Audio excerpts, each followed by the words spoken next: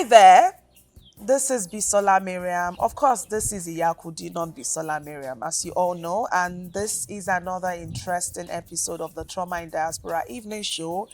And we traveled across seas, oceans, mountains, and different, geographic territories that we had to, overcome to get to the state of Ondo. And I'm in the beautiful city of Akure this evening, this very beautiful weather, at a very serene location where I have the honor, the privilege to be having this interview and conversation with a superwoman, an advocate, a therapist, a powerhouse, a life coach, and a survivor, of domestic violence who has risen above all of the hardship of DV to build something powerful for ourselves. And I think it's really an honor to be having this interview.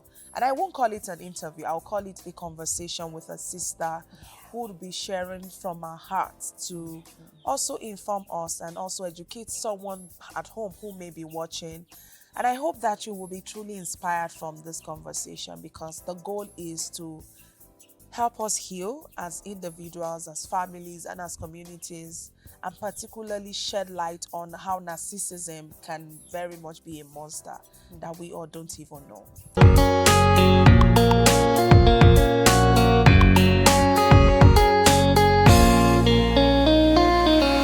my God, I'm all full of emotions right now, because this guest is someone that personally touches my heart. She's a survivor like myself. She is not just any kind of survivor, a survivor of narcissistic abuse, and someone who is not just a survivor of narcissism, but particularly is doing something to impact the lives of others. So I have here my guests, Miss Bukola. It's an honor to have you. Tell us who you are. Tell us why you're here. And tell us what you stand for. Thank you very much. I'm so excited to be Same here. here. I mean, it's my pleasure. Same here. I'm super glad you had to travel 7 oceans, what have you, to come meet me here. My name is Bukola, and I am a therapist. I am a life coach. I help people who are confused. When, she has spoken to the fact that when you have to deal with narcissism and all that, you don't even have an identity. Right. And once that is lost, you're nobody. You don't have a purpose to live for. There is no reason for you to be alive. And sometimes people become suicidal. And I'm passionate about helping people who are traumatized, who are abused, and who have gone through any form of abuse. Oh my God, can you feel that vibration? Can you feel that energy? What kind of person were you growing up as a teenager, and how did you show up, in your everyday interaction with people? Before I started dating, let me put it that way, something happened that changed my life.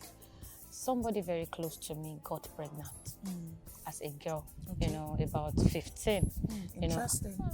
That lady was about 15. I was about 12, 13. Okay. No, she was about 16, 17. I was about 12, 13, thereabouts. And that experience changed my life, because it gave me an idea of what I will go through if I find myself in that situation. So I didn't realize that experience traumatized me until 26 years later, because it's very important for us to accept. That acceptance is very important before you can start your healing journey. Absolutely. Now, there's something that I would love for us to dive more into.